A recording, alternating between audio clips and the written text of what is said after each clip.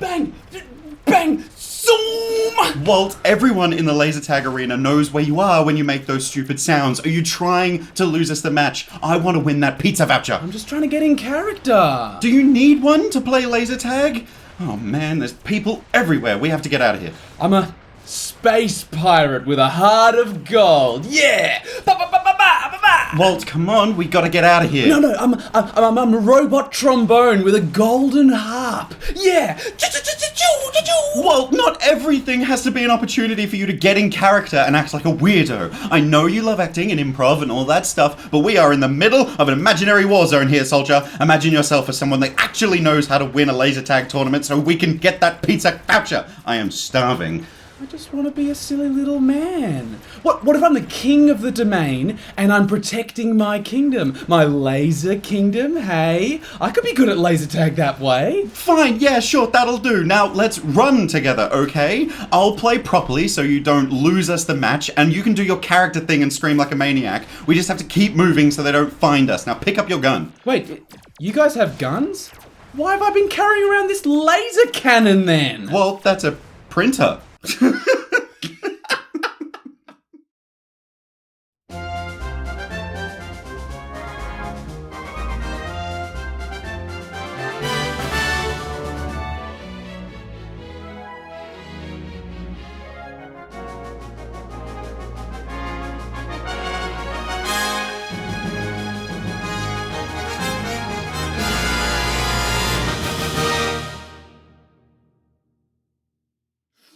Stealing it from the staff room in the office before you... Yeah, I saw the lineup of weapons. I was like, okay, we've got like this weapon, this weapon, this weapon. Ooh, staff only.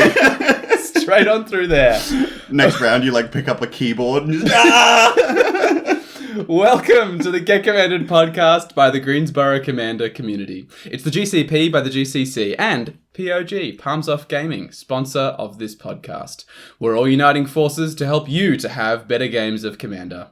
I'm your host, Walt. And hello, Commander players. I'm your other host, James. Now, you have been with us on this ride for a long time. There is a blinking green light in front of us. We're going to hear a creepy voice that's going to tell us what we have to talk about this week. But I did want to just shout out our Patreon again because a few of you are looking at it and having chats with me about all the different benefits when I see you guys in person. So if you are considering it, it's just one click away from supporting the amazing content that we do. There's some incredible tiers. All different kinds of stuff is on offer, including games, requesting episodes, doing a deck rebuild, and Patreon shoutouts at the end of every episode. Yep. You can check all these out at patreon.com/getcommandedpodcast. It's the best way to support what we do, but we do have that incoming transmission from the deep depths of the galaxy. From the Space Commanders. It's time to get commanded.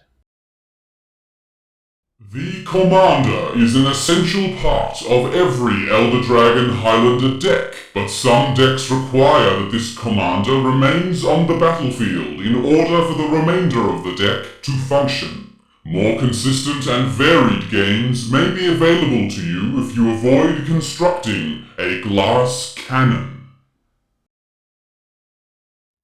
I have a strong feeling that the Space Commanders are infiltrating your nightmares. You and I have had a lot of discussions about this recently, that you've battled with this problem of deck building for quite a while now. I have, and I think it's probably a good time for them to have asked me to look at it, because I think I'm finally getting out of my phase. I mean, yeah, basically what you'd said to me so many times is, well, you build decks where unless the commander's on the battlefield, nothing happens. Well, we've spoken about like the arms race that we got into when we were playing during COVID and stuff like that, and I found like the best way to deal with a Walt deck is run cards like Imprisoned in the Moon, Oubliette, anything that gets rid of a commander permanently is like, all right, Walt's out of the game. And you can see it on your face. Like if you get board wiped or just targeted removal of your commander and now your commander costs like 15 mana to cast again, you're like, well, that's my entire turn. I now know what I'm doing is casting my commander and hope it lives. It's that shocking feeling of getting to your next turn and being like, I have to cast my commander or the deck doesn't work. Yeah. I'd reckon for a long time, I reckon 90% of your decks were like that.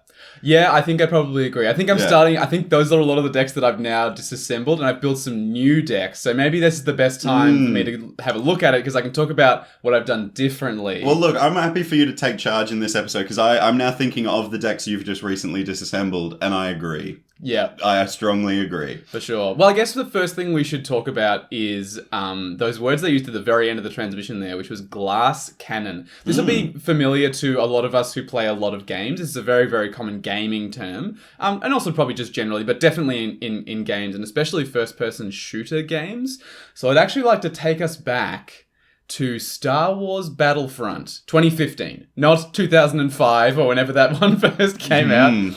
I did play that game. I have strong memories of both. I was in my final year of high school when this game came out. I played a lot of it instead of studying for exams, so I'm intimately familiar with this. In my first year of uni and did the same thing. Yeah. So this was the Electronic Arts EA Games Star Wars Battlefront in 2015. It was a little bit contentious. Some people didn't like it. Some people did.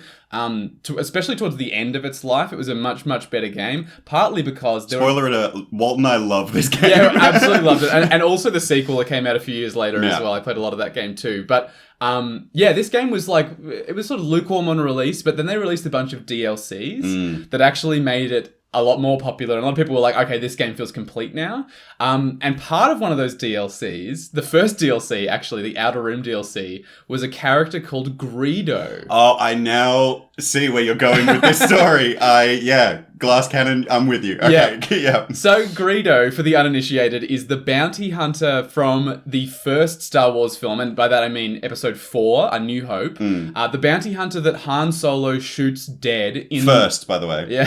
Shoots first. Han shoots first. Long-running Star Wars meme. But Han Solo shoots him dead in the Mos Eisley Cantina towards the beginning. This is the first time we ever meet Han Solo in Star Wars, full stop. Han Solo shoots dead this other bounty hunter. It's supposed to give us the idea of him being sort of a roguish outlaw, you know, like he just shot a guy because he was after him kind of thing. Wild West vibes. Yeah, exactly. So for the game designers, when they were making him, they've got to think about how they can design a character who dies immediately in the game, in the film that he's from. And so for the game designers, they did, I love what they did with this. They gave him an ability that was sort of in line with the fact that he was terribly unlucky, basically, in the film, right?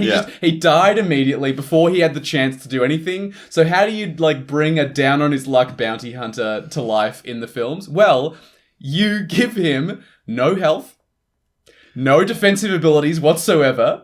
So he's, very prone to dying all the time, but...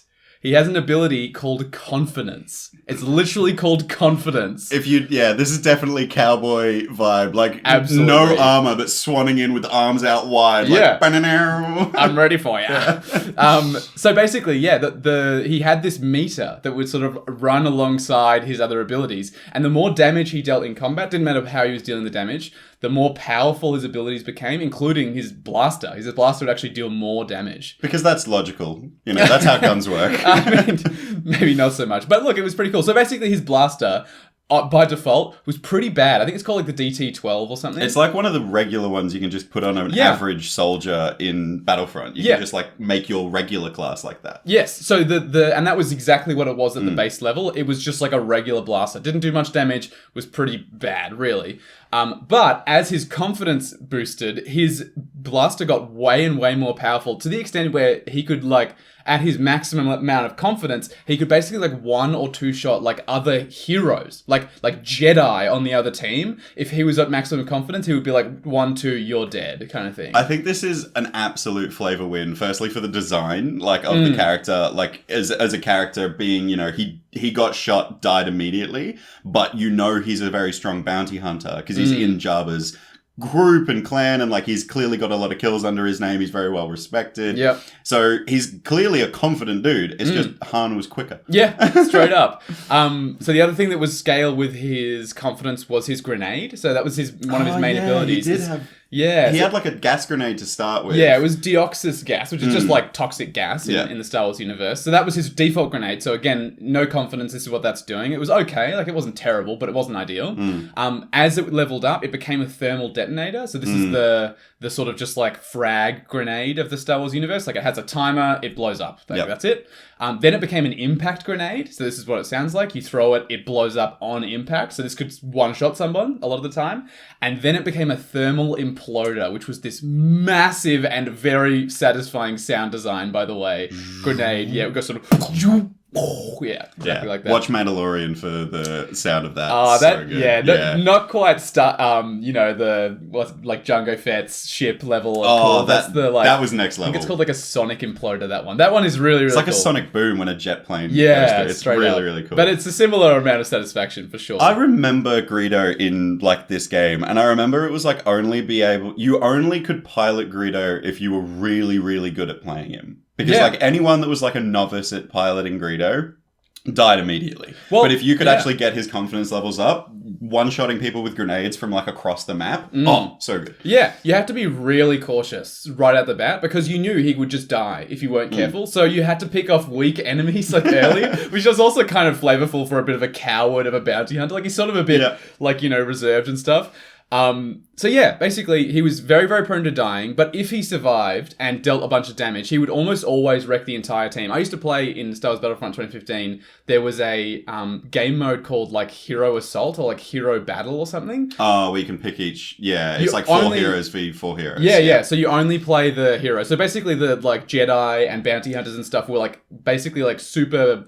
You had to unlock them in the regular game modes, and then you could only play them for a limited amount of time, and then you'd run out. And there was only one allowed on the map of each kind, and I love that mode as well. I would always get frustrated when everyone picks a lightsaber wielder, and then there's one person with a blaster, and you're like, you ruined the whole thing. It was lightsabers only. Could have had such a vibe, yeah. It's true. But yeah, so basically in that game mode, if he could pick off one hero, he would often pick off all of them. Like he would single-handedly take down the entire opposing team. Look, I know we've just had a chat about a completely different game to the one this podcast is about for like 5-10 minutes, but I hope the listeners are now picking up on what you're putting down with what this translates to in Commander. Yeah. If you're a glass cannon deck, that's the vibe of what Greedo was in 2015 Battlefront is what your deck is at the table. It is incredibly delicate, but if it can get going and get there, it will explode your opponents. Yeah, exactly. So I think the definition we can take out of this of a glass cannon is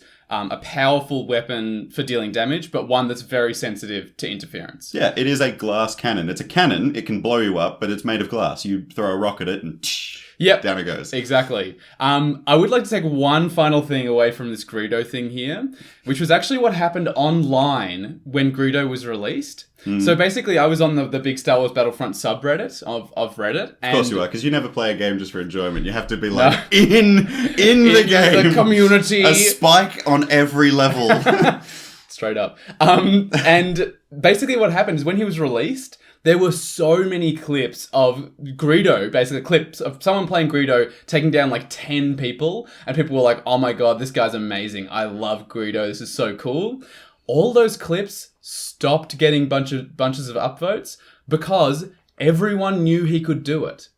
So everyone targets Greedo the second they see a Greedo. Like, it was not only that, like, totally, it would very rarely happen because people would be like, just kill Greedo and then you don't have to worry about it. It was also just that, like, everyone had done it at that point. Like, I had a Greedo clip of me taking down, like, 4 heroes. Like, everyone I knew had a Greedo clip like that. And so it wasn't very interesting anymore because we always saw it happen in exactly the same way. So, hint, hint for Commander. Yeah, it's really funny that this kind of lines up with our deck building philosophies as well, because I actually hated playing Greedo.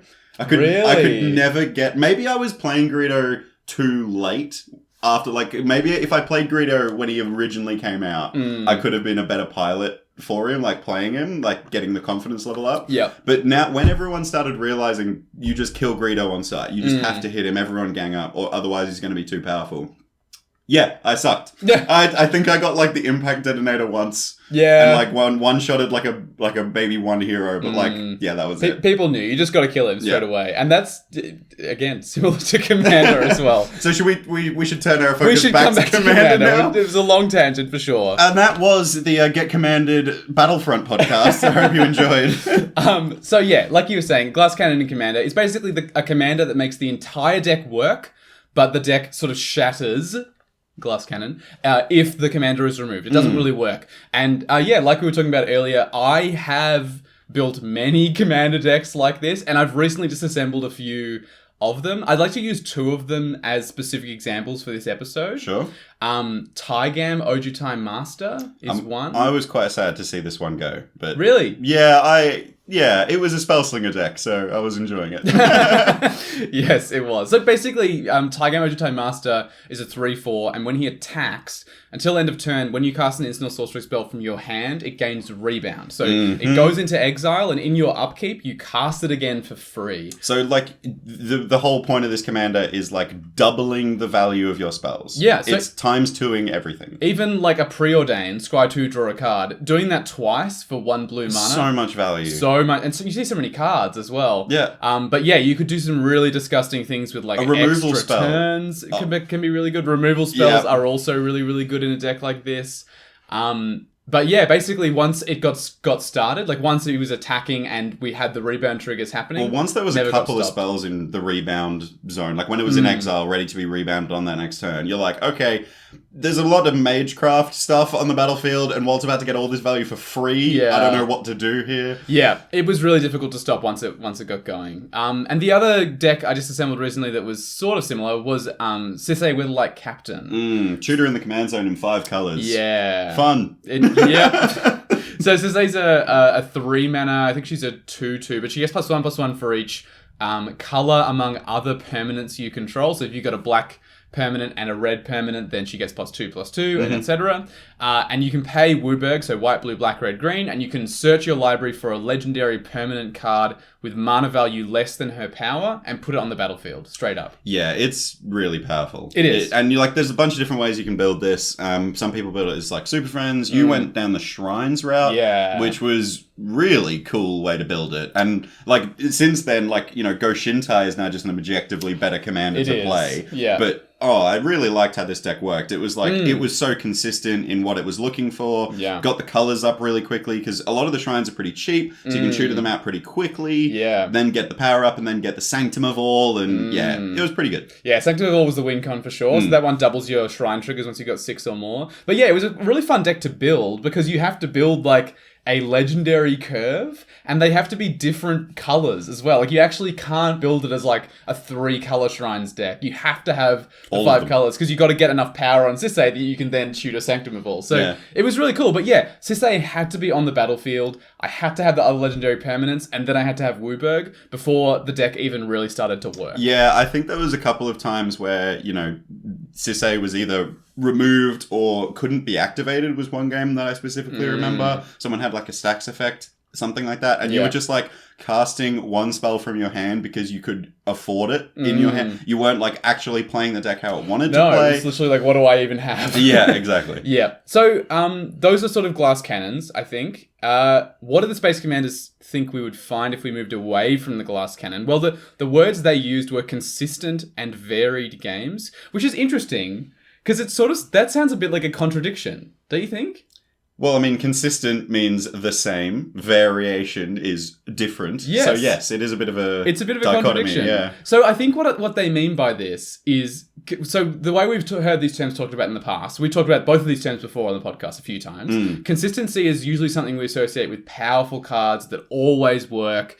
And typically we see those in like higher powered decks. We talk about like how consistency can up the power of your deck in the form of tutors, for instance. Or even mana acceleration, like really efficient, like fast mana. We say that ups your consistency because you can cast things earlier and more frequently. And there's lots of different ways a deck can be more consistent. But generally on this podcast, we've said if your deck is more consistent, it is more powerful because it's doing the thing more often. Yeah, exactly. And on the flip side of that, variance is something we've talked about especially recently, as something that is a really important part of lower-powered casual Commander games for both of us, I think. Yeah, well, we just talked about it in the Impactful Cards episode, where we said, yes, you can run cards that are, always going to do something, but sometimes playing a lesser powerful version of the effect means you have to find more interesting ways to make it better, or use it in a very specific situation, which challenges you as a player, but also can create some really interesting lines of play just for yourself and for your pod as well. Yeah. Players have to play around you playing this weird way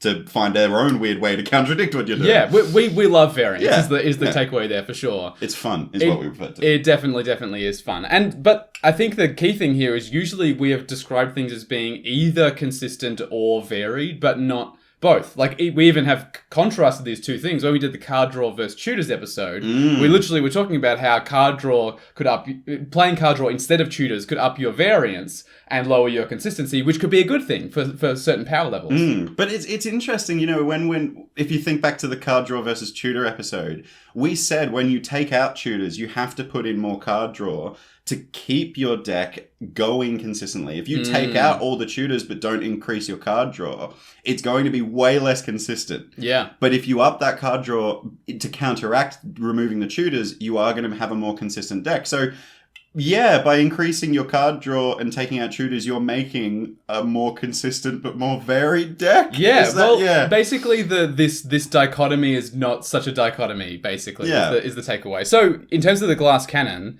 a glass cannon is inconsistent because it's not resilient, right? Sometimes you get to fire your shot, and sometimes the cannon blows up. So that's the inconsistency that we're talking about. You can't expect similar performance every game when some games your command is going to be removed and some games it's not, right? Yeah, 100%. So that's where the inconsistency is going to come from. But also, the glass cannon, I would like to argue, is not very varied because when your deck starts to work, like the games where it does work, because again, it's inconsistent, they tend to look the same because your deck revolves around this single card in your command zone. So your win cons, your strategies, your enhancers are all built to go in this singular direction.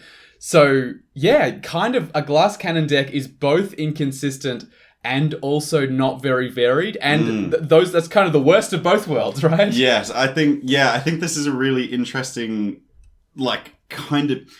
The glass cannon analogy, thinking about a glass cannon, when you blow a cannon into a side of a ship, it produces a big hole. You know what that hole is going to be because you know the size of the cannonball that's being fired from it. The difference between a glass cannon and an armory-style commander deck where you have multiple different guns for multiple different situations, I've got I'm not a gun person. I've got the shotgun. I've got the shotgun for the close range combat, tight corridor type thing. And then I've got a sniper rifle for my long range type thing. That's an armory. They're two different weapons completely. A sniper rifle won't work in close range situations, but a shotgun will. And if your deck has both of those, it will work. But to be honest, if you fire a cannon in a hallway, you're going to kill the guy. If you fire a cannon at a ship a mile away, you're still probably going to kill the guy. For me, we've talked about the word fun a lot. And I think the consistency part and the variance side is a big part of this podcast's fun kind of measuring stick. I agree. But I think the glass cannon is probably one of the least fun to play when you're winning. I think most decks that you play when you're winning, you're having a lot of good fun because you're like, my deck's doing the perfect thing for this perfect moment. The glass cannon is awesome. I lit the fuse. Yeah. And it fired. And it's firing in that same direction it always fires in. Yeah, absolutely. And this is basically what we learned from Greedo, right? Eventually, if you keep on firing the same way every time, it stops being interesting. Walt's either a shill for EA or just really misses Battlefront. I sure have been called a shill for EA before. In my time. It's a very easy name to get called. Yeah, true. So, how do we avoid the glass cannon? Well, we're going to find out after our thrifty interlude. So we've got lots of stuff to cover, including building a commander that isn't a glass cannon, and also a little discussion of Voltron, which is obviously going to be a very important part of this discussion. Yeah, we haven't said the word Voltron yet, but that is the definition of a glass cannon. Yeah, we'll can definitely one-shot someone no matter what their life is. I can't wait. We'll definitely talk about that. So before that, we did need to hear a little something about a thrifty card. So as is tradition, I will be bringing this card to life in monologue form. This week, it'll be another appearance from our friend, the Cowled Merchant. James, would you like to read the episode's card? I'm loving the fact that this guy has a name now. I want to meet him. The Cowled Merchant? Yeah. I hear him, but never. I want to meet him in person. It'd be great. I actually personally love this card because it is another card that you can leave 2 blue open for. It's Nurok Stealth Suit. It's an artifact equipment for 2 generic mana, and the equipped creature has Shroud. It has an equip cost of 1 generic mana, but it also has an activated ability for blue, attach Nurok Stealth Suit to target creature you control.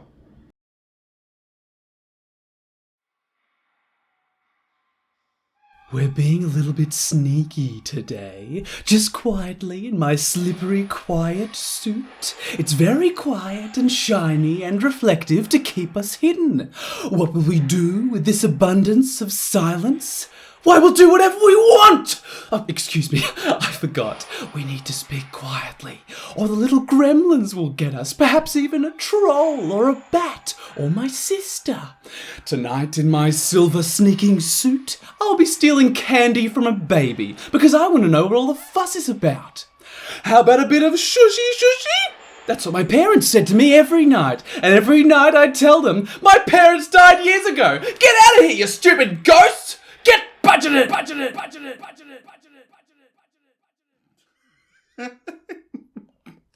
So the Cowled Merchant has a sister. Confirmed. It's in the law. Definitely. This card, though, I love. I said it before, but leaving 2 blue open for either counterspell that's in your hand or giving protection to a creature at instant speed. It's nice. I think we talked about it in the Philosophy of Blue episode, how nice it is to leave up mana and have a mana outlet for it no matter what. Like, if you don't cast your counterspell, crack a clue. Or, in this case... just give protection and... chuck Shroud on something. Yeah, so I mean, it basically represents a counterspell. Like 2 blue. Yeah, if someone's going to remove something, you have like permanent counterspell on the battlefield, and you can just shift it around the way that it, because it's not the equip ability. It can be done at instant speed in combat through your opponent's turns. I love this. It's not a card that you understand when you're kind of new to Commander, because you're sort of like, why does it have 2 equip abilities? Like, what's the difference between the 2 ones? One says equip, one says attach, and it's like, oh, actually, equip is always sorcery speed, unless it says otherwise. Yeah. Whereas blue attach is instant speed. I remember when someone told me for the first time that you can't equip at instant speed, and I just hated equipment from there on out. I was like, well, this is stupid. Then again, we have Forged Anew, the new Lord of the Rings card that's just come out. This lets you equip at instant speed. Oh, it does too. Yeah, and the first equip ability you pay each turn costs 0 as well. So actually, with this Nurok Stealth Suit, even better. Yeah, I love that. Well, you can see these posts released on every Thursday in our Discord server in the Thrifty Thursdays channel, if you'd like to see those as they come out. And you can also follow us over on TikTok at Get Commanded to see some of those video form, where we do strange dialogues and monologues and that kind of thing. So definitely follow us on there if you want to see those as well. And some other exciting stuff that will be coming out in the next month or so on there, which is super exciting. But let's get back to the command. Sure. We're talking about glass cannons, specifically Walt's failures of decks. I've had so many glass cannons. Look, they're like, this is the thing about the glass cannon. I've seen them work and explode, but I have seen them crumble to bits and make you miserable. Well, I'm tired of playing them. Yes. Is the gist of it, which is why I've built some decks that weren't it. So basically we talked a lot about what a glass cannon is. So now we're sort of going to look at, how do you actually build a deck that isn't a glass cannon? How do you build a deck where the commander isn't necessarily a requirement of the deck working at all? Yeah, don't go onto Walt's Moxfield lists, go to mine. Well, you can go to some of my Moxfield lists, because my 2 most recent decks, I think, tread this line reasonably well. I think you really forced yourself to do it. I did. Yeah. I definitely did. And but these 2 decks actually replaced and are similar to the 2 decks I talked about earlier. So I talked about my Taigam Ojutai Master deck. Which is like a spell slinger deck. Yep, and I talked about my Sisei Weatherlight Captain deck, which Enchantress. is my Enchantress Shrines kind of thing. I've replaced them with Catilda and Lear and Estrad the Masked. So we'll start with Catilda and Lear. So Catilda and Lear is a 3-mana human. It's in Bant, so it's green, white, and blue. That says, whenever you cast a human spell, target instant or sorcery card in your graveyard gains flashback until end of turn. The flashback cost is equal to the spell's mana value. So basically, cast a human. If you've got that 1 mana preordain in your graveyard, give that flashback for a single blue until end of turn, flash it back, you get to do it again. So it's similar to Tygam, right? Where it's giving you the ability to use spells again. You know, that's a good thing for Spellslinger decks. But, importantly, I don't need Catilda and Leah on the battlefield for the deck to work. I can just cast spells, right? Yes. You'll include spells that are good value, and then you'll include humans that are good value without your commander. Yeah. Maybe like I'm assuming Archaeomancer's in the deck to like get back an instant or sorcery. Exactly. So you don't need Catilda and Leah to actually have the deck function. It casts spells without it. Yeah, and actually you can do what I've sort of built the curve to do, and this sort of goes back to our mana curve thing, is all my early plays are spells. To fill up the graveyard. Yeah, right? I want to fill up the graveyard with a bunch of different options so that when I cast Catilda and Leah, then start casting humans, I can get all those spells back and I have a few to choose from. Mm-hmm. And it's been a blast. It's been really, really fun. Nice. And yeah, when Catilda and Leah is removed, I can still do human tribal things and I can still do Spellslinger things. Importantly, to contrast this with Tygam, in Tygam, I could still cast instants or sorceries, obviously, when he wasn't giving things rebound. Mm-hmm. But they felt like wasted opportunities, right? Like, if I'm casting an extra turn spell, and I could have cast Tygam and done that next turn, I'm like, man, I could have taken 2 extra turns instead. I see what you're saying here. It's like, Catilda and Leah are like, how to make the deck better. Like, you know, it just puts a little bit of the extra spice flavor in the deck and kind of, it turns the wheels a little bit quicker. But Tygam explodes that engine. Like it's the difference between like putting, you know, your foot down a little bit on the accelerator with Catilda and Leah, and Tygam is like someone firing a rocket out the back of the car. And so everything you're doing without Tygam feels like you're, you know, riding a Vespa, just like teetering around and pottering along. I think I'd even go further and say that the Tygam deck, Tygam is the engine. So, like, I can roll downhill without my engine, and I can steer, but I can't drive. I can't go. I can't accelerate. I think there's a lot to say about Tygam's effect and how powerful it is. I think it's that game warping. I think it's so strong that everything that you do without him feels like a wet napkin. Yeah. Like, you know, you could cast, like, Crush Contraband, and it feels fine. Like, it feels like, you know, you're removing a couple of things. You cast it with Tygam on field, and it feels like you're taking a machine gun to the table. Yeah, straight up. Whereas, with Catilda and Leah, I would say, if, you know, continuing the car analogy, we always come back to car analogies. I think it works really well. It does work really well. It sort of is how a deck is made. It's got components and then it goes. But I think with Catilda and Leah, I reckon there's sort of the, you know, the lubricant in the engine or the... Yeah, it makes it run smoother. Yeah. Gets it flowing a little bit better. It's something that keeps it moving forwards, but it's not the thing that makes it move forwards, if that makes sense. Yeah, I get that. That's and playing against Tygam, I definitely felt that as well. I felt that if Tygam wasn't on field, you're casting a Preordain, which is like good in Pauper. in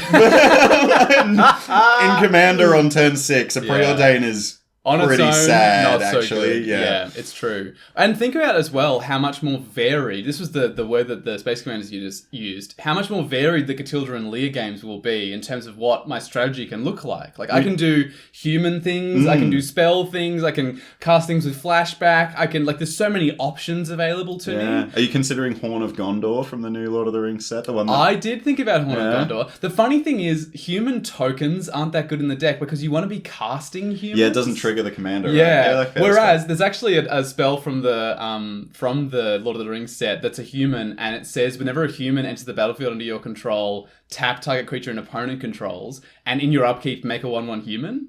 And that one I'm considering more heavily. Because it is a human itself. It is a human itself, so I can get that. those triggers on it. But yeah, there's a few different cards from Lord of the Rings I'm looking at for sure. We're actually going, for context, it's pre-release weekend. Yes. We're going to a pre-release after we finish recording. We're going to hit stop, not edit, and leave. Yeah, we are very excited about that. I think also the Greedo effect, I want to say, was definitely a big factor in me disassembling Tygam.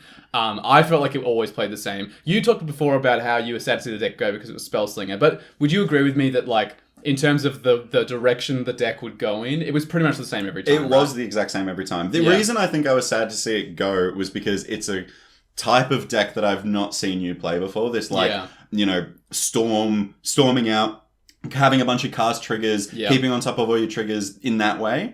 I really liked seeing you play a different style of deck.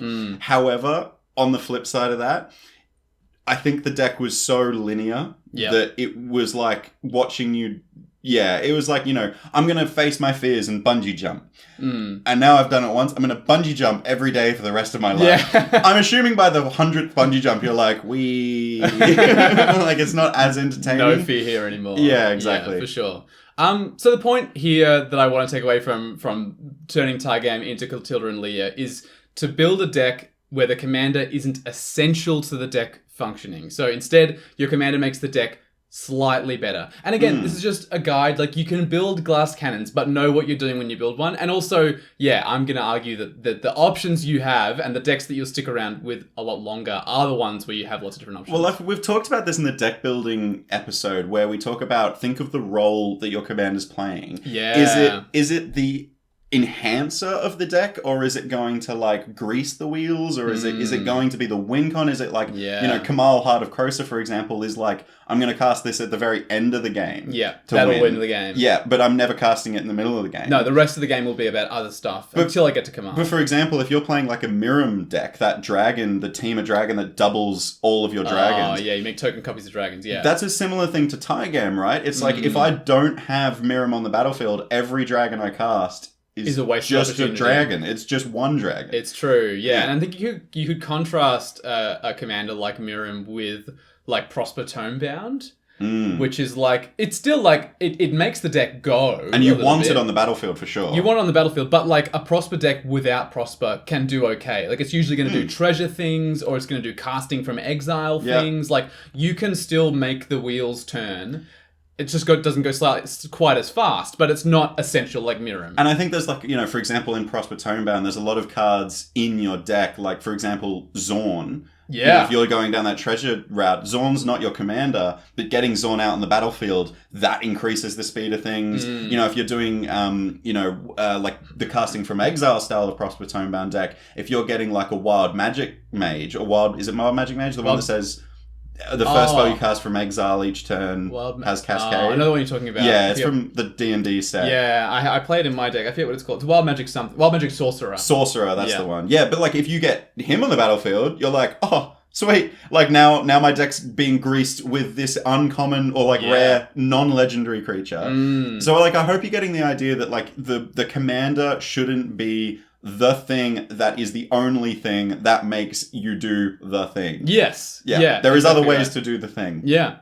I'm interested actually in your decks. Do you think, which of your decks do you think have essential commanders? Like, ones where the deck doesn't work without it? When I was thinking about this in advance, I was thinking Yuriko immediately. Wow, that was the first one that popped to mind. Yeah, straight up, the deck doesn't do anything really without Yuriko. If anything, actually, if I've had a game where Yuriko has been oublieted before, and I have had like a bunch of ways to manipulate the top of my library, a bunch of unblockable 1/1s. Bunch of ninjas probably as well. No, it was a bit of a different situation. No ninjas, so I was just tapping people for 1, no way to ninja to win. And then cards like Expropriate, where I have 4 or 5 mana available to me. Scion of Draco. Shadow of Mortality. All these huge mana cost cards that don't do anything without Yuriko. And like, I think that Yuriko is one that jumped to mind. One that I've played a lot recently that I think is like the opposite of this is Scarab God.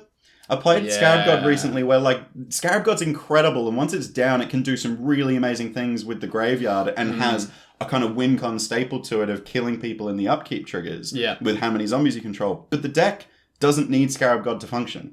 It does zombie things, it does graveyard things without it. I think Scarab God is kind of, in your particular build, it's more a win con than it is like the deck. And so I think that's why it functions so well without him, because you are doing other mill things, you're doing other reanimate things, zombie things, like you have other ways you can go that don't feel bad without your commander. Yeah. I think it's interesting, Yuriko being essential is fine, because it's so cheap. And it's never pays friggin' commander it's tax. 2 mana every single time if you have an unblocked creature.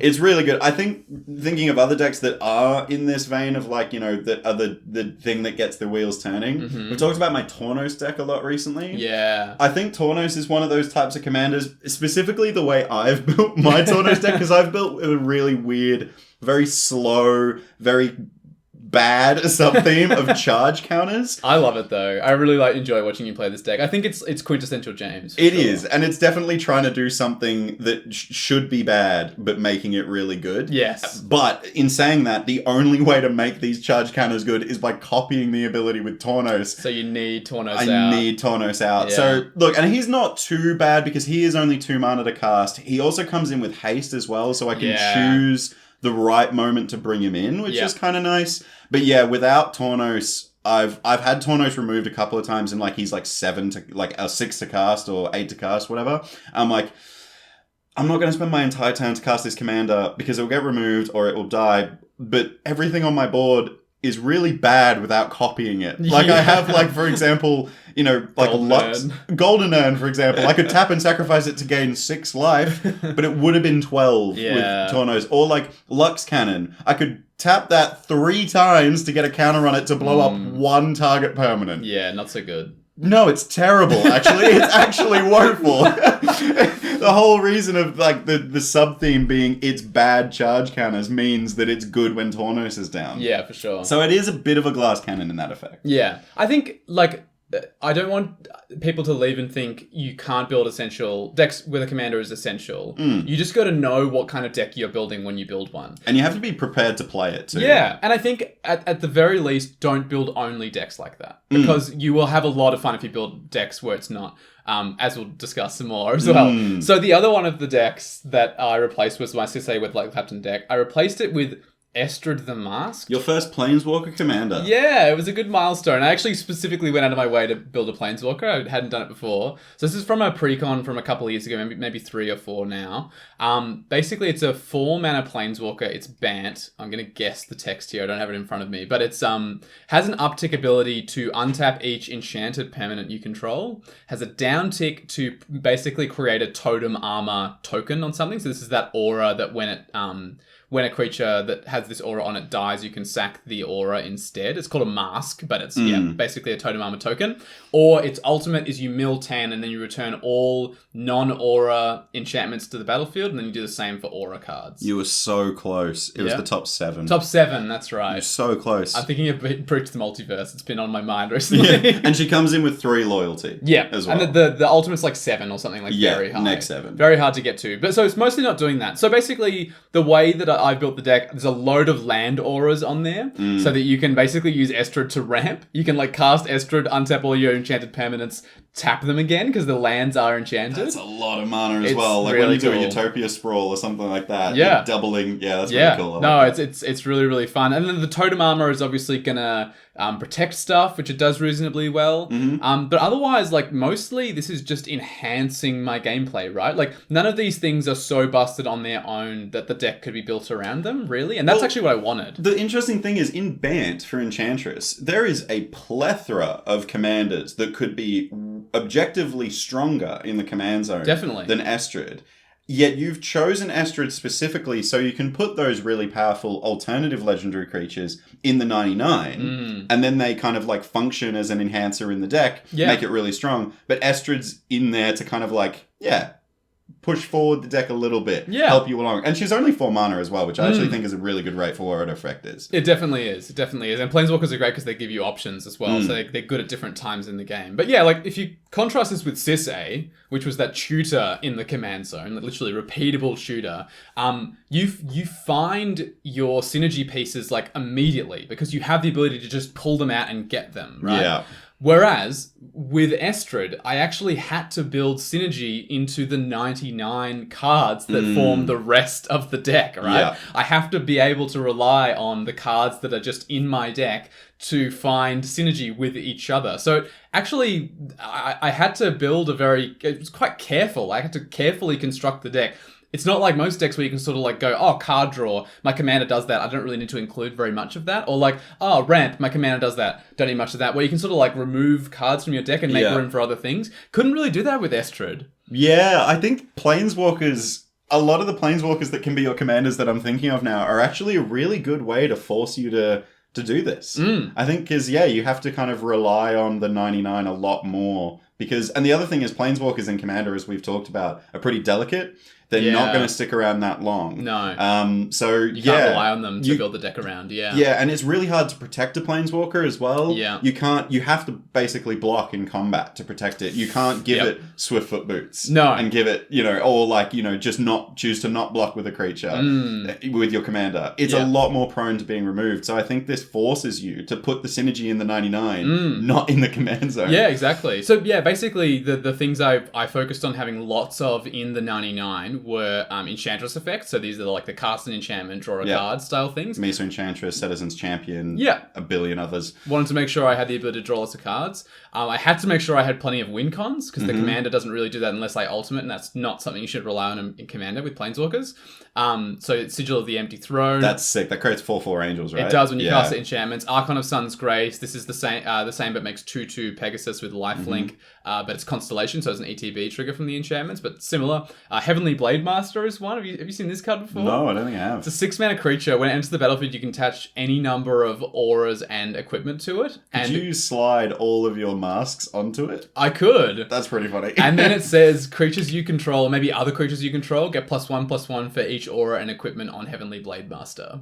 Whoa. Yeah, so you put like 4 equipment on it, and then it's like just a static +4/+4 to your entire board. That's insane. Super, super sweet. So there was a few different win cons there, and then I also included a bunch of different creatures that wanted to get suited up with auras, like Cold-Eyed Selkie. This is the one where you draw cards equal to the damage it deals to your opponents. Yeah, that's a great card. Yep. Aura Narlid. This is the one that gets, I think, +2/+2 for every aura that's on it. So putting a bunch of auras on this makes it really, really big. Is Core Spirit Dancer in the deck? Core Spirit Dancer is quite expensive. Is it really? Yeah, yeah. I was shocked. I remember that card being like a couple of dollars, and I was looking at it, I was like, oh, that seems like a good card in the deck. It's like $8 or $9, I think. Fair enough. I don't think it's seen a reprint for a while. I think it got reprinted in Jumpstart. I think it also might see play in like Modern. I think there might be a Modern list that uses like it. Hammer Time list. Oh, yeah, that'd be why. Yeah, for sure. And also, Cold-Eye Selkie has Island Walk, right? It does, yeah. So good. So that card can kill someone out of nowhere. Absolutely. It's the perfect card for making bigger in some way. But yeah, this basically like really made me stretch my deck building muscles a lot, because I couldn't rely on anything in the command zone, so I had to make sure I was including enough synergy with just the 99 cards in the deck, right? I had to make sure there were cards that put auras on stuff, cards that wanted to get auras put on them, win cons, like, I had to be really careful. I think there is a lot to say about forcing yourself to use a planeswalker as a commander as well, because like when we choose a legendary creature, usually it's got one line of text on it, and that tells you how to build the deck. Yeah. So it says like, for example, Tornos is a good example of this. Copy target activated or triggered ability from an artifact. Yeah. I'm like, okay, I want artifacts that trigger and activate. But if my commander was like Duretti, for example, it just says like artifact good. Yeah. It's much more general, and it allows you to kind of be a little bit more creative in your deck building and making sure that the synergy pieces are there. It's not the win con in the command zone. No. It's not the card draw in the command zone. Yeah. It can be a little bit of everything in the command zone, but because it's a little bit, you're not relying on it. So yeah, I think choosing to build Estrid as opposed to any of the other hundreds of banned commanders that are probably stronger as an Enchantress commander. Props. Thank you. Good job. I haven't played against this yet, so I'm actually really keen to see it. It was really interesting. I think because of this deck building challenge of knowing the commander didn't do very much, I started introducing it to people and being like, I think it's pretty bad. Because I also built it really quickly. I didn't take as much time as I normally take. I actually vaguely remember you were going to do the singles order for Catilda and Lear, and then you smashed Estrid out. I literally built it in the order. I had it like mostly built, and then I finished it in like an afternoon and was like, I'll just build it as a first draft and I can upgrade it later. And Catilda and Lear, not very good, just by virtue of the commanders. And that was fine. I kind of wanted a commander like that. And this deck was actually really strong. Well, I think, weirdly, I think everyone knows that artifacts are the strongest type in Magic the Gathering. I think enchantments are close behind. I think I'd probably agree with you on that. Yeah, especially with some recent Enchantress support. Like, even just cards like, what's the 2-mana Enchantress that's legendary now that people can build? Oh, well, there's Sithis. Sithis, yeah. Literally, like, reduces it's a It's a Enchantress you can have in the command zone, and it costs 2 rather than 3, which is the rate for everything else. You also gain a life and draw a card. It's wild. Adds up a lot over the course of the game. Yeah. But yeah, so basically, if you're going to be building a deck like this one, I would say have enough synergy in the 99 that your deck works without the commander. Basically, build it without the commander and then chuck the commander in at the end. See, I'm now thinking about like the way I've built my Scarab God deck, like we were talking about just a second ago. I think that I could choose a different legendary creature in the command zone that did some graveyard stuff, put Scarab God in the 99, and the deck would function fine. Like I have ways of making a really wide board full of zombies. I have ways of reanimating really big, powerful creatures for really cheap and cheating their mana cost. Yeah, I'm thinking about some other decks as well. Like, I think another deck that does this really well is my Phylaf deck. Yeah. Phylaf is like an it's Avenger of Zendikar in the command zone. Love that. Yeah. But it's also a landfall deck. Like, I could not cast Avenger of Zendikar at all. I still have Rampaging Baloths. Yeah. I still have, like, Scoot Swarm. I still have, like, all of these cards that love having lands enter the battlefield. Or, you know, for example, what's the big 5/7 that doubles land ETBs? Oh. The one from Zendikar. And you can play lands from Ancient your graveyard. Green Warden. That's the one. Ancient Green Warden. I have that in the deck. So, like, you know, the second that's on the battlefield as part of the 99... The landfall's happening. Yeah, and to be honest, it becomes my commander. Yeah. Like, it's so strong. It's, like, really good. I think Phylaf is another one of my decks that just, like... I could ignore my commander for the entire game and it still do a thing. I think landfall decks in general are one of those that you can build sort of like... You can have a commander in the command zone that has a landfall ability like yours, and it makes the deck work a lot more consistently. But yeah, equally, you know, Mina and Den just lets you play more lands, and that deck just has every landfall trigger in it that you can possibly think of. Works great. It's a really, really strong deck. Yeah. I think that, like, other decks that I'm thinking of, like Liaisa, probably doesn't need Liaisa on the battlefield to win. No, it's kind of just like a Hate Bears deck more than anything. Well, I've changed it now recently. Oh, have you? I've taken... Because I realized with Liaisa, why am I putting more tax effects on the table? I want people to cast a lot of spells. Oh. So I've taken the stacks and the tax effects out because I think that if Liaisa is on the battlefield and everyone's storming out and casting all the spells, I'm winning the game. Right? Yeah, but the rest of the deck is actually just a pretty good enchantment life gain deck. Right, so you can stay propped up while everyone's... So I've got a lot of like drain effects that kind of keep me above everyone else and just keep me protected. So I could not cast Liaisa for a long time and just win by war of attrition and just drain everyone out with other effects. You can almost build it as a group hug commander, to be honest. Like you could give people like loads of mana and loads of cards and then be like, go on, cast spells. I have looked into this. I desperately want a Keen Duelist for the deck as well. Oh, I love that card. Don't even have one in my Eurocode deck either, which is wild. I just missed the card completely. It's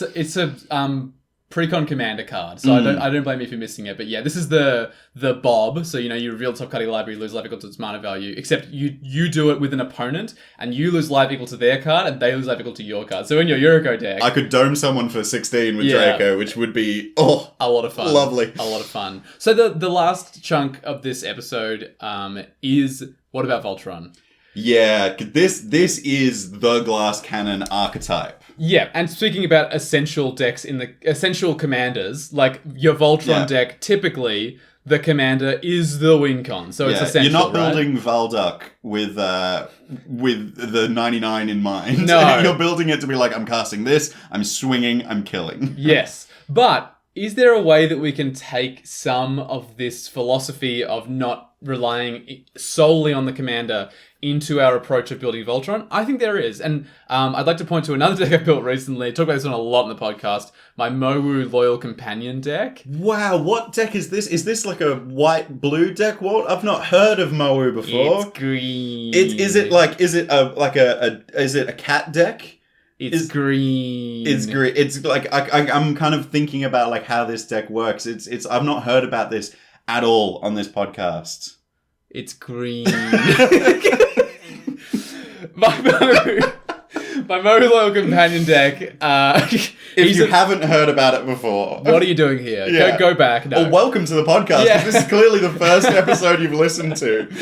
So Mowu Loyal Companion is a 4-mana 3/3 with trample and vigilance. He's green for 3 and a green. He's a good boy. He's a very good boy, the best boy you might even say. And he says if 1 or more +1 counters would be put on Mowu, that many +1 are put on him instead. So it's totally feasible to make this a Voltron deck, right? You just stack it with 1 million effects that put +1 counters on Mowu. He doubles them. He has Trample. He has Vigilance. Cool. Cooking with gravy. That sounds... Vigilance, Trample on a Voltron commander are like 2 very nice keywords. Yeah. Like, I've got my Elf Ball deck, and it has Vigilance and Menace, and it's not Trample, but Menace is pretty hot, and that just screams, make this as big as you can. Yes, absolutely. And I've definitely won with commander damage before. Voltron is it's a strat in the deck. It's something I point out in the Rule Zero conversation because it is something that can happen. But really importantly, I wanted to build a deck that could win without him. And it has. It has won the game without Mowu on the battlefield before. So it's mostly a just +1 counters matter deck now. So it still can put +1 counters on Mowu, but it can also do some other things. So how do you build a deck where you don't have to go all in on the one commander? Well, you have a few other different avenues you can go down. So one of them is I have other creatures in the deck that want to be Voltroned, in quotation marks. The uncommon card that can't be in your command zone. Yeah. Voltron me, Voltron me. Basically. So I have Iridescent Hornbeetle in the deck. Wild. It's so funny. So at the beginning of your end step, you make a 1/1 green insect for each +1 counter you've put on creatures you control this turn. So yeah, this becomes a lot of insects very quickly and turns your go tall into a go wide, which is really good. I've seen this card come down and 20 insects be made on that turn. Yeah, it's nuts. It can do that. The other day I was playing a game and I realized I had lethal because I forgot I had Renata called to the hunt on the battlefield. Oh, and all of them came in with additional +1 counters? I also had Kami of Whispered Hopes on the battlefield, which says if one or more +1 counters we put on a creature you control, that many +1 are instead. So made I had 23 threes. Holy hell. And then I cast another way, well, I'll go into that in a second, but there's win cons as well, which I'll mention in a second for that particular How is one. Iridescent Hornbeetle not just labelled win con? I mean, it's close enough. Yeah. But there's another card that wants to be Voltroned in the deck, which is Herd Baloth. This is the one that says if one or more +1 counters we put on Herd Baloth, make a 4/4 beast. It's pretty good. It's Rampaging Baloths, but +1 counters. Yeah, straight up. It does say if one or more, so you have to be careful about not doing trying to do lots of instances of +1 counters. Yeah, you don't want to do put 5 +1 counters on Herd Baloth because that's one beast. You want put a +1 counter on Herd Baloth. Put a +1 counter on Herd Baloth, etc. Maybe that's a way to balance landfall, is whenever one or more lands enter the battlefield. Because, if you... That would be might be unplayable. Yes, because Scape Shift becomes really bad then. Yeah, those... anything that gets more than one land, even your Myriad Skyshroud claim. Sucks, Myriad Landscape, all that stuff. Yeah. Not so good. So so those are other creatures that want to get +1 counters put on them. So that's one alternate avenue I can go down besides Mowu. But I also have other ways of just ending the game in general. So Thunderfoot Baloth was the way I won that game with Iridescent Hornbeetle. This card is so sick. So big. It's so big. It's like a 6 mana. It might be a 6 mana 7/7 or something crazy. Oh, it effectively is because it's a 5/5 that says as long as you control your commander, it's a lieutenant trigger. Yeah. Creatures you control and Herd Baloth. Oh well, creatures in control includes Herd Baloth. Get +2/+2 and have trample. Yeah, it's one of those out of nowhere, chatter's happening around the commander table. Walt goes, right, I'm casting Thunderfoot Baloth, and we're like, yeah, cool, that's not a threat. Then Walt's like, all right, go to attacks, and we're like, yeah, all right, I'm swinging at you for 50 trample, you for 30 trample, you for 20 trample. You're like, wait, what? How did this happen? Why is your board so big? Yeah, it really comes out of nowhere, and it's just a static effect as well, so it protects you. It also has ward, doesn't it? Does it have ward? No, it doesn't have ward. I'm thinking of another one. No, maybe not. Yeah. But it does enough. It doesn't need ward. It's pretty strong. I also have a card, a Primeval Protector in there. I also think this card is just fun. This is the 11 mana, 10 and a green, for a 10/10. Enter the battlefield, you put a +1 counter on each other creature you control, but it costs 1 less for every creature your opponents control. Wow. I don't think I've seen you cast this card. It's pretty sick. That's nuts. So you can pay a green. If there are 10 other creatures on the battlefield that aren't yours, it's a green 10/10 that buffs your entire board by 1. +1 counters. That's huge. It's super sick. I love that. Yeah, really, really good. So basically the way to not go Voltron in my Mowu deck was, having other creatures want to be Voltroned, other ways of ending the game. And you can do exactly the same thing when you're looking at your Voltron commander that you're thinking of building or whatever. Just include other avenues you can go down that aren't put everything on my commander, swing for 21 damage with my commander. Yeah, so look, we've talked about this pretty explicitly in the deck building episodes when we talk about win cons. And when you build a Voltron deck, your win con is commander damage. Yes. That is a win con in your deck. If you go all in on that Voltron win con strategy, you will not likely win. Yeah. Is what I'm going to like say pretty flat out. But you've also missed the other part of our deck building episode, which is include alternative win cons. Like, in your deck, you should be able to say, right, this card is the way I win. Like, Overwhelming Stampede is one that we talk about a lot.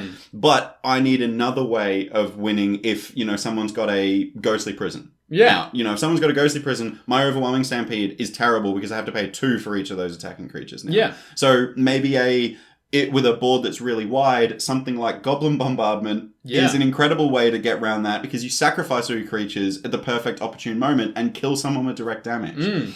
The same thing applies when you're building Voltron strategy. Yeah. Voltron, yes, your commander is the win con because that 21 damage, no matter what someone's life total is a way to kill them. Yeah. But when someone sees that that's what your deck strategy is, your Voltron commander is a target. It's like screaming, kill me or I'm going to kill you. Yeah. So you have to be prepared to go down a different avenue, put it all on something else, or have a way that... Have a fling in the deck, even. A fling in a Voltron deck is so good. So good. I actually play in my Mowu deck. I can't play fling. Obviously, I'm in green, but I have Ram Through. Ram Through's incredible. So sick. It basically is a bite spell. So your creature you control deals damage equal to its power to target creature an opponent controls. But then if it has trample, the excess damage is dealt to the player who controlled that creature. Yeah, it's like a pseudo combat step, right? It's kind of like you said, like my creature attacks and your creature blocks, but we're not in combat. Much more Yu-Gi-Oh than Magic the Gathering, actually. Probably. But yeah, like with Mowu, if I have like 20 counters on Mowu, go to combat, someone tries to remove it, it's like, cool,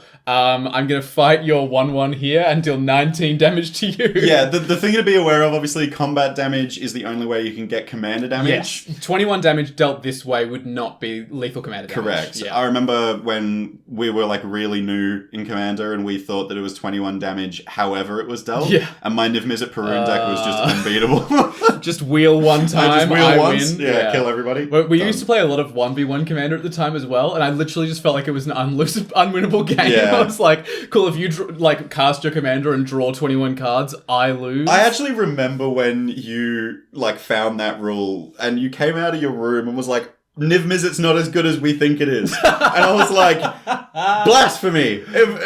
Heathen. What is this? Blasphemy. And then we to be honest, I was actually so relieved that was the rule because then it opened the game. Yeah. 100%. And it also made me at the time when I had that deck as a casual deck, not as a really high powered deck, it made me rely less on the commander. I had to really think about how I built the deck to not just draw a bunch of cards and kill people. I had to have ways of killing you outside of just pinging you 21 times. Copy spells, that kind of thing. Yeah. Well, yeah, keep in mind, if you are going to go all in on your commander, you are going to be building a glass cannon. So you can do that, but you should go in with your eyes open and be aware that that's what you're doing is the main thing. See other avenues and be prepared for people to target you is my 2 advice. Straight up. So Commander as a format is all about that creature in your command zone, but you don't have to rely on that creature all the time and build a glass cannon. You may find more enjoyment by building a deck that doesn't need the commander to stick around for very long, or one where the commander is a win con. Alternatively, you may enjoy the deck building challenge of building a deck that doesn't need its commander at all, and find all your synergy in the 99 other moving pieces of the deck. Most importantly, if you are going to build a glass cannon, know that you're going to build one and have reasonable expectations around that. So, Space Commanders, command received! And if you really want to build a glass cannon, I'm really shocked we didn't mention her in this episode, build a Phage deck. A Phage, the untouchable. If you build a Phage deck, you are 1000% either building it as you either build it one of two ways, right? You build it just a mono black deck list and never cast Phage, because if you do, you lose the game. Yeah. Or you build it around Phage, getting her out of the command zone into your hand.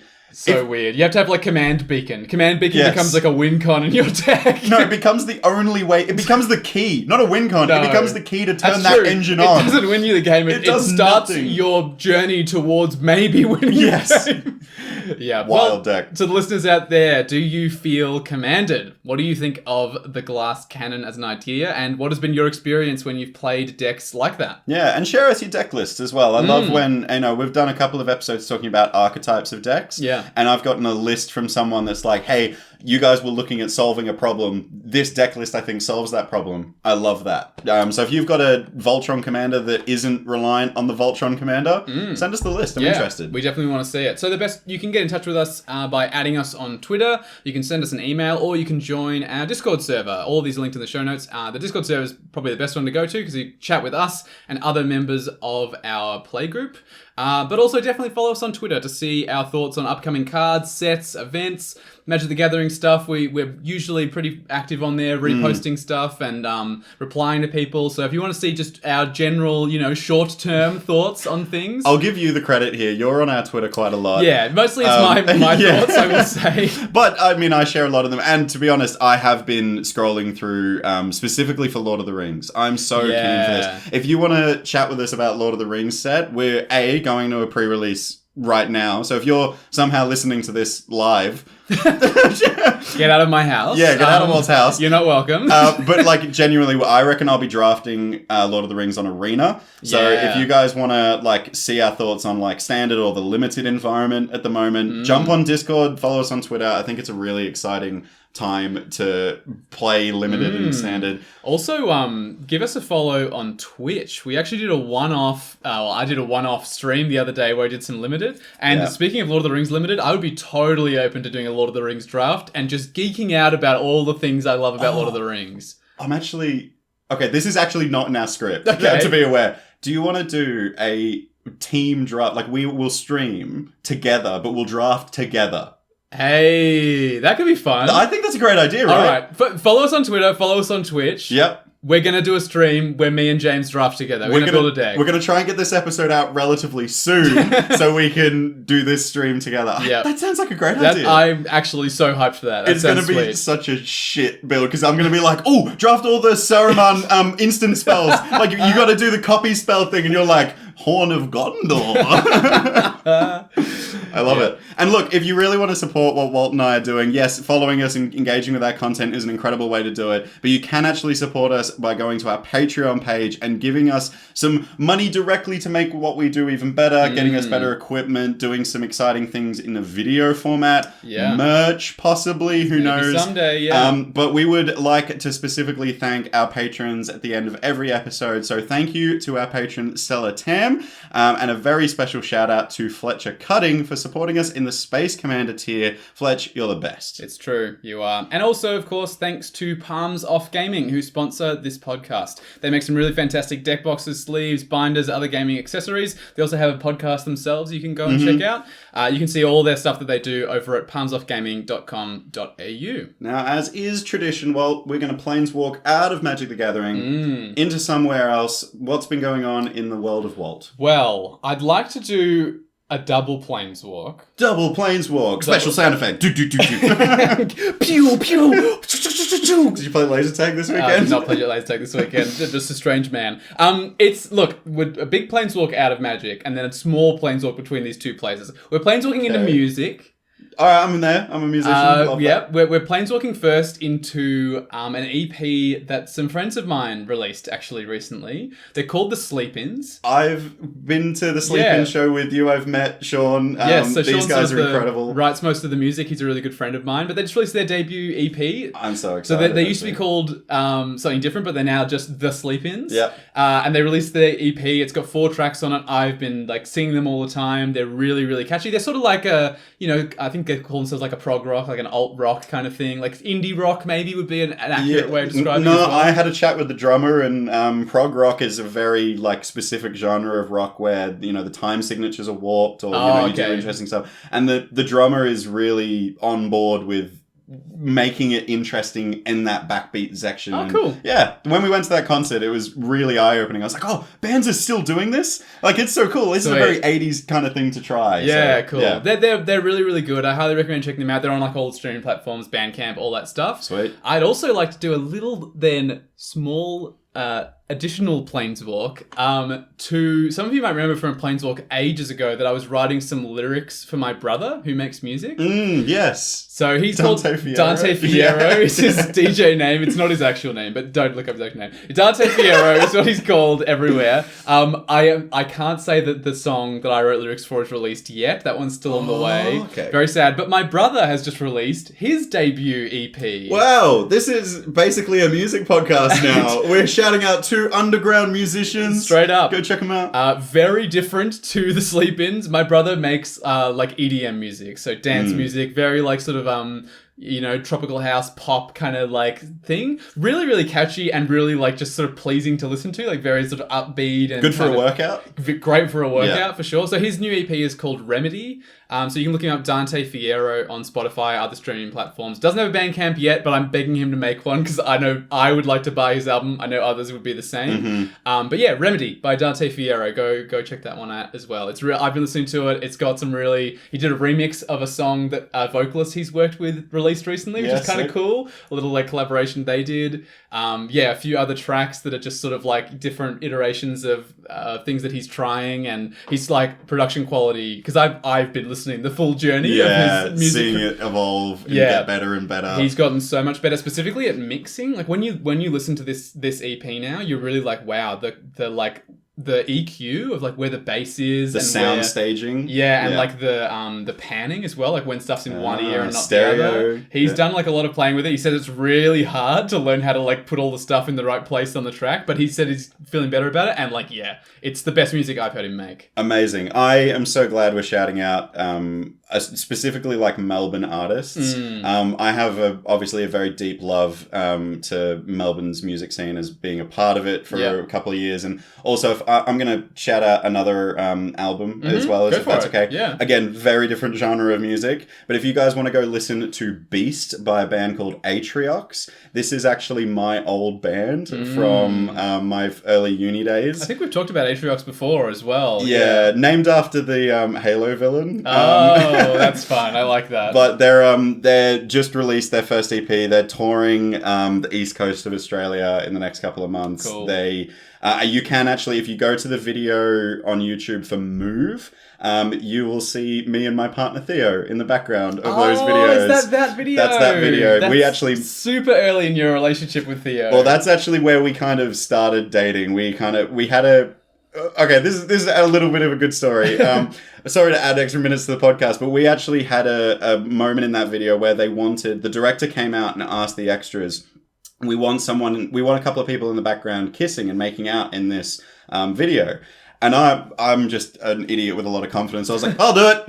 And then the director was like, who would like to make out with James for the next 20 minutes? And Theo kind of just put their hands up, and it was like an excuse for them and I to like kiss finally without like kiss with direction, which is really weird as your first ever kiss. That is weird. But it's, if you want to look at the music video for Move, I'm also at the end in the big fight scene. Nice. Someone gets bottled with a sugar glass bottle and there's a big brawl. Go check it out. It's fun. It's really lovely being able to point to a piece of content that's at the beginning of your relationship as like a milestone. Me and my partner met doing a theatre show. Yes. And there's like photos of us in that theatre show. So it's very funny seeing, you can go back and be like, oh my God, this is like a week before we started dating. It's so cool. Very sweet. Well, go check all those pieces of music out and support Melbourne music. Go to concerts. Yes. It's an incredible scene. If you want to support us and the music scene, I will love you forever and ever and ever. Yeah, completely agree. Well, that's all we've got time for. So we'll see you next Friday for another transmission from the Space Commanders. Goodbye, Commander Players.